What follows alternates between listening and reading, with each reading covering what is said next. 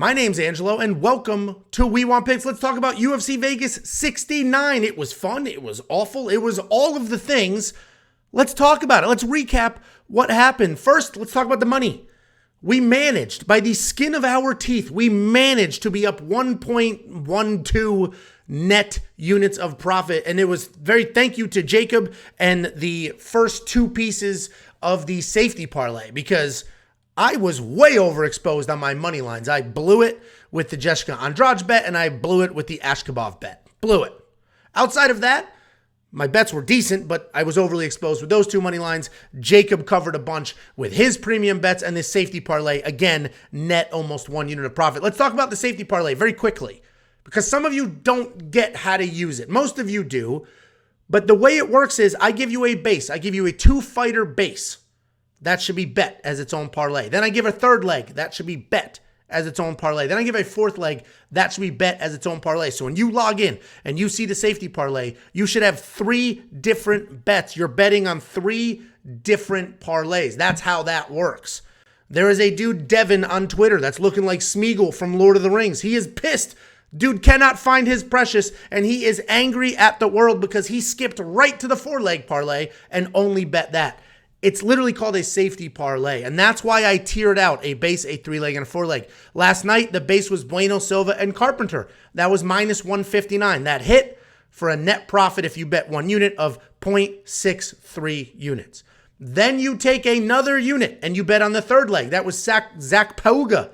That was plus 121. The 2 of those combined is a solid net profit. The 4th leg missed. You bet a unit on that, you lose that unit, but you bet each individual leg as its own parlay, you were up 0.8389 units. That's how the safety parlay is meant to be. The safety parlay for UFC Vegas 70 is up now. So go ahead, give that a look, hop in. If you're not a member, become a member. I mean, Twitter, again, is a graveyard of people that absolutely blew it. And you know what? If this show was only me, I'd be in that graveyard with the rest of those people. Jacob's here. Jacob's bets crushed. Most of them were for premium, so hopefully you guys tailed. His best bet of the night, he hit a plus 1,000 right here on the chart. This is every single bet, Jacob and mine combined, that we placed last night, that we put up for premium members and some of the free ones. He had Clayton Carpenter wins by submission round 1, plus 1,000. He put $20 on it. A unit for us is $100. He put 0.2 units. He put $20 on it. That cashed back 2.2 units. So hopefully you guys had some success. Last night was dicey for sure. I was way overexposed on my money lines. But again, We Want Picks as a whole net up 1.1183 units of profit. So come become a premium member. Unlock UFC 70 right now and get access to the safety parlay now that you know how to use it and some of our other early bets. Let's talk about the fights. Clayton Carpenter, this dude's the real deal. His striking was okay. His grappling was phenomenal. He was like another layer of skin. You could not shake this dude. And he has a perfect balance of aggressive, like a very aggressive grappler, but the risks he take don't necessarily give up his position. At one point, he was about to lose a position, then he scrambled his way back up. So Clayton Carpenter is the real deal. I'm looking forward to more of his fights. It's going to be interesting to see when he fights somebody with some very good takedown defense. He's not only a grappler, but his grappling is so rock solid that's definitely going to be his go-to for a while. Dude's super young, but very composed and very good. You still can't trust AJ Fletcher. That was my breakdown this week. Like, AJ should win. AJ should dominate, but I don't know if I can trust this dude. And he won. He won by finish. But can you watch that fight and leave that being like, I trust AJ Fletcher? This picture is him pulling a guillotine. Why in God's name? Yes, he ended up finishing by submission. I get all of that. But why in God's name is he pulling guillotine? This dude was taken down clean. He was the one who was supposed to be coming in, explosive shots, double-legging this 9-foot-tall beanpole leg guy. And that's not what happened. He overcommitted to a right hand, and he was taken down clean. And the only reason AJ ended up on top is because Themba went for, I think it was for an armbar. He went for something stupid. He lost position. AJ ended up on top. AJ Fletcher is a talent. I've picked him many times in the past. I picked him last night, of course. I didn't bet on him. I don't know if I can trust him with my money. I still don't know if I can trust him with my money. I know that sounds foolish considering he literally just won by stoppage, but the reality is his fight IQ is not exactly where it should be. So I'm glad he finally got a UFC win.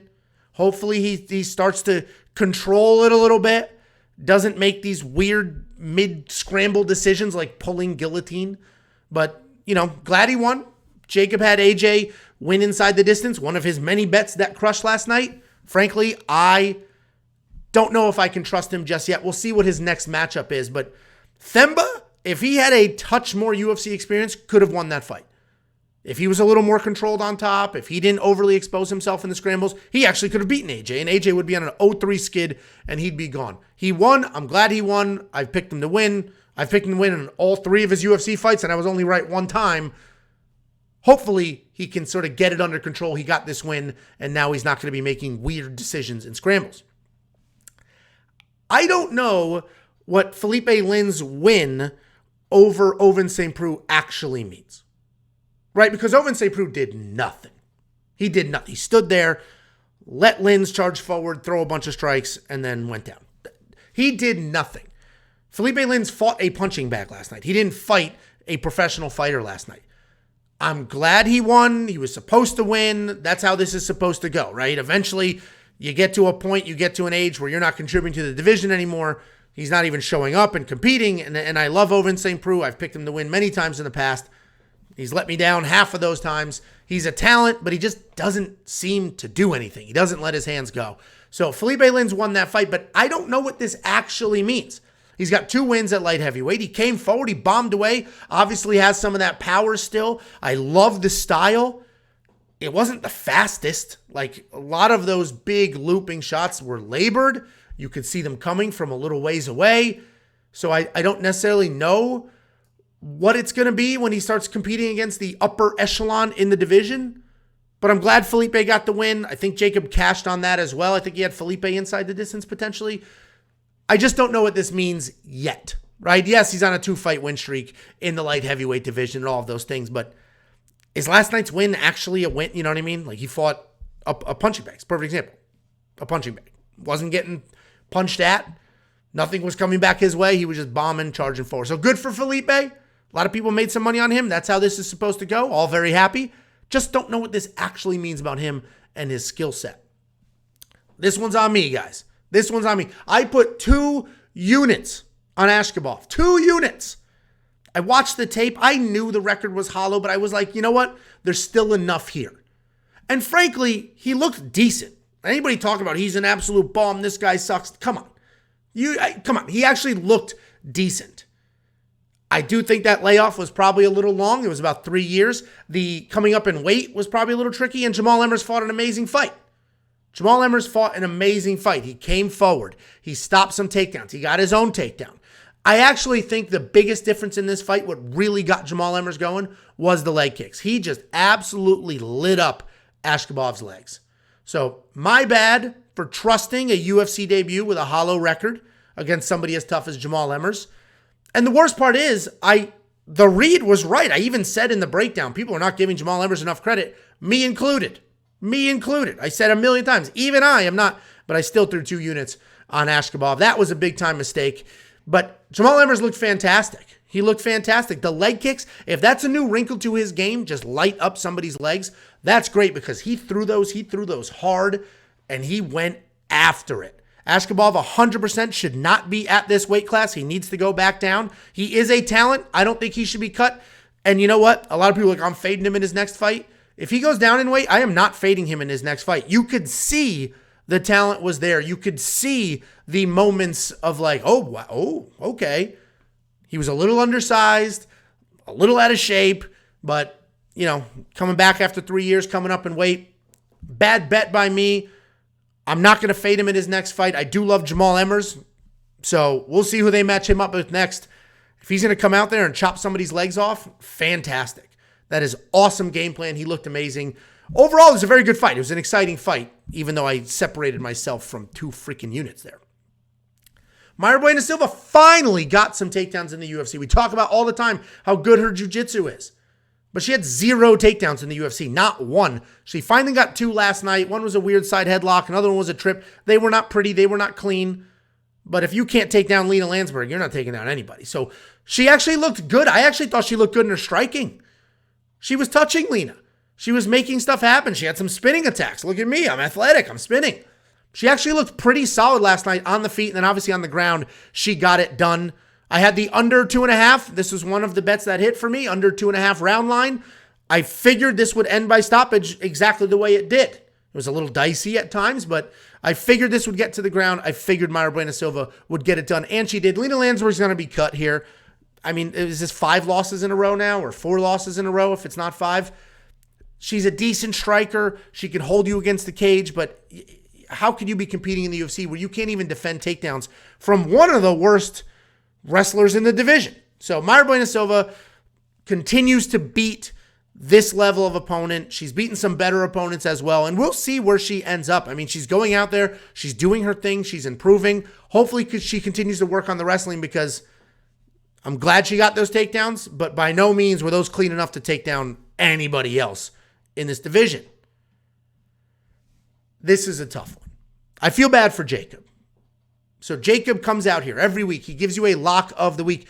Jacob's lock of the week is an underdog. He picks an underdog every single week that he thinks is going to win. He gives you that underdog. He does it for free. He doesn't even hide it behind the paywall. And if you've tailed every single one ever, as of today, you'd be up 18 plus units, right? 1 unit on every single one, you'd be up 18 plus units. This one was a tough one. 2 weeks in a row, Jacob got screwed. Last week, it was Alonzo Menafield. They took the point away for the fence grab. It was a draw. Alonzo Menafield almost had Jimmy Crute out on his feet. And then, frankly, some people still think he won, even with the fence grab. So that sucked last week. Then this week, he goes Evan Elder. I picked Evan as well. I said, listen, Evan's talented. Evan can wrestle. Evan can strike. Evan was winning that fight. Some people say dominating. I don't think dominating, because Evan was backing up. He was getting hit quite a bit, but he dropped his opponent. He was coming forward. He got a takedown. So Evan Elder was up 2 rounds, 2-0, and then this cut opens up, and it was a headbutt. It was an unintentional headbutt that opened up this cut midway through the 3rd round. The referee could not wait. Immediately, oh, doctor, please look at this. The underdog might win. Please look at this cut. The doctor's like, nah, we're done. Fight's canceled.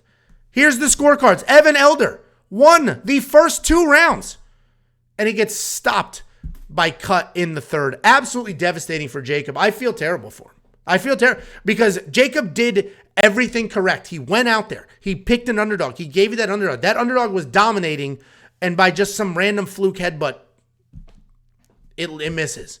And then obviously, we have our haters. There's always some moron in the comments immediately. I told you Evan would lose. Fade of the week. Dude, Evan was dominating at an unintentional headbutt cut. Grow up. Be real. That's what you do with your day? You want to troll us troll me for the shit money line bets I had last night. Don't troll Jacob for lock of the week. That was a phenomenal lock of the week. It should have hit. Bad cut. I feel bad for him. That poor bastard. The stars are aligning against him. At this point, there is a conspiracy against Jacob's lock of the week for sure. And then how about this fight? What a head case William Knight is. And I feel bad. I was very, very hard on William. I was very hard on William Knight in last week's Quick Pick in our Tuesday night live stream. I was very hard on William Knight. We're both from Connecticut. We're both wrestlers from Connecticut. I should be more supportive. He commented on the video. Hey, man, we're from Connecticut. You should be supporting me. He's not wrong. He's not 100% wrong. I'm good friends with his teammate, Parker Porter. I support the shit out of Parker. I don't know why I was going in on William Knight so hard. I think it was because that after he missed weight a couple of fights ago, all these memes, all these posts, makes his Instagram private, blames everybody else, yells at everybody else. He did the exact opposite this fight. Yeah, he absolutely froze up. He did nothing. He did absolutely nothing. A dude with that build, that power, that speed, that cardio, that athleticism didn't even try to win the fight. And I hate that, because you know why I hate that? That's not what he wanted. That's not what he wanted. Obviously, in his head, he's trying to win this fight, and he just can't get himself to do it. And I feel bad, because 100% he froze up. He's going to kick himself. He already went live on Instagram. He's like, I don't know what happened. I froze up. It's not anybody's fault. It's not my coach's fault. It's nobody's fault but my own. And I feel bad for him there, because I felt that. I watched that video and I felt that. Damn, man. It's not like you go out there, you put your all out there, and you're just not the better fighter. It is what it is. I've lost some very big wrestling matches when I tried literally my best. and I lost. And it's like, I can't be mad. That dude is just better than me. And then I've lost some where it's like, I have beaten this person 3 times. 100%. I should have won that. I don't know what the hell I was doing. And those ones eat at you for months, years, weeks, depending on how important it was. William Knight is going to have a hard time sleeping for a little while. He has all the talent in the world. He's just got to get over what mental block he has going on here. And I hate to say he is a bit of a head case. He's a bit of a head case. I feel bad. I had the bet on Marcin Prochnow, so I'm totally fine with him winning. But, I should be more supportive of my fellow Connecticut wrestlers. It's actually insane that I'm not. I'm an asshole. 100%. How about this fight? This is another snooze fest. Jordan Wright finally sees a scorecard. For the first time in his entire career, he made it to a judge's decision. He actually looked better at light heavyweight than middleweight, and Zach Pauga didn't do much. He did not do much. His wrestling actually looked like absolute trash.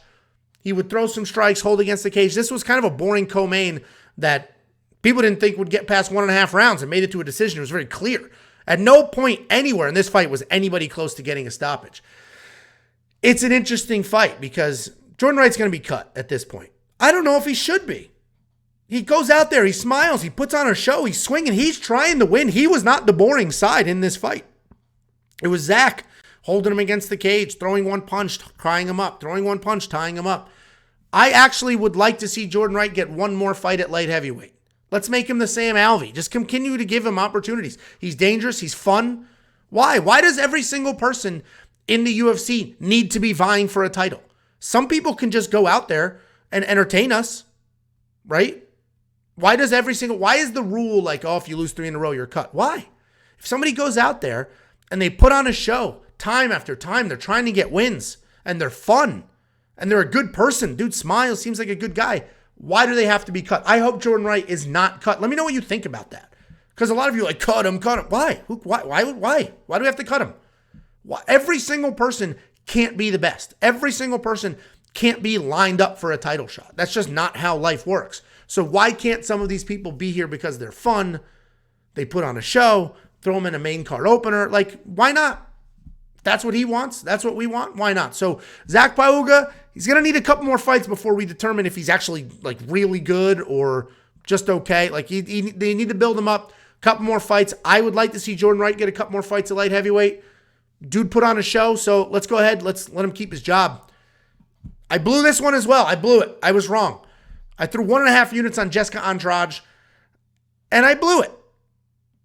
And I don't even know if it was the short notice. I don't know if she just, if these two fought with full camps, I don't know if it goes any differently. Jessica Andrade went out there. She was winging punches, winging them from her hips. Just absolute winging punches, wild. They weren't controlled.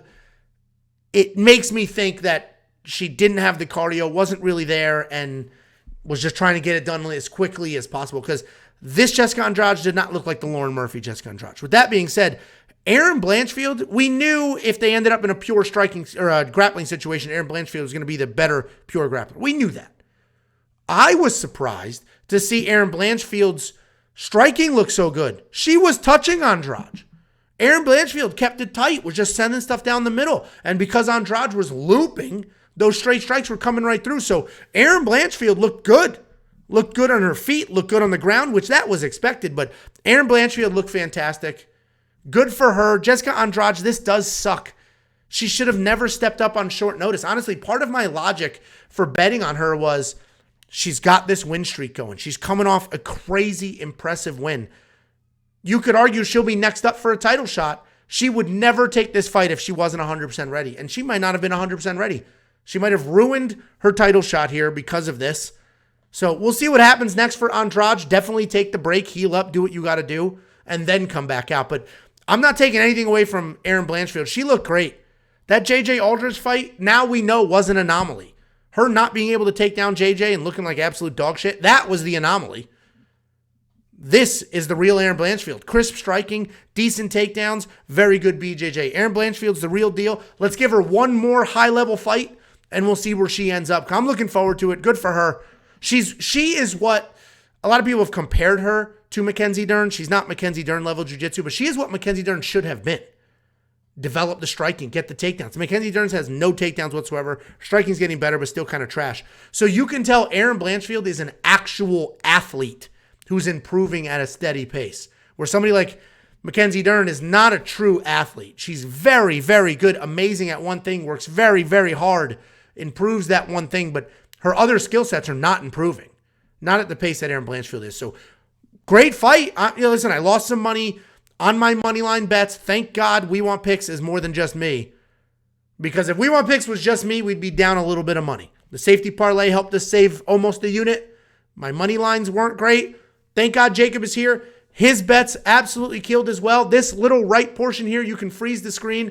That is every single bet we put on the board. If you only watch the free video on YouTube and you tail those, you're down money. Period. You're down money. If you're a premium member and you tailed every single bet that was on the screen, including the safety parlay, you were up money. You made some money, you were up. Even if you didn't tail the safety parlay, you only did every single bet. Well, 0.2794 units of net profit. If you only tailed the safety parlay and nothing else, 0.8389 units of net profit. So the reads were there, the money was there. My money line bets absolutely were not. But become a premium member at WeWantPicks.com. It's freaking $10 a month. Let's say we lost money last night, which we did not do. We made so much money the last 3 events that this month has been covered many times over. WeWantPicks.com. At the top, become a member. It is only $10. Don't forget, we have the line movement tracker for members as well. This UFC 270, Vegas 70, I don't know why I keep doing that. UFC Vegas 70 has some very interesting line movement. And this is interactive. You come in here, you can sort any which way that you want. You can find your spots, follow the line, avoid a line, do whatever you want to do with this information. But it is valuable information with the opening odds, current odds, and the win probability. And if you want $50, I will send you $50, whether you hate me or not. WeWantPicks.com/bets. Use our link to sign up with any one of our betting partners. Make a deposit, and I will send you $50 as a thank you. That's WeWantPicks.com/bets. You're going to make an account. They're going to pay me, and then I'm going to give you some money because we are in this together.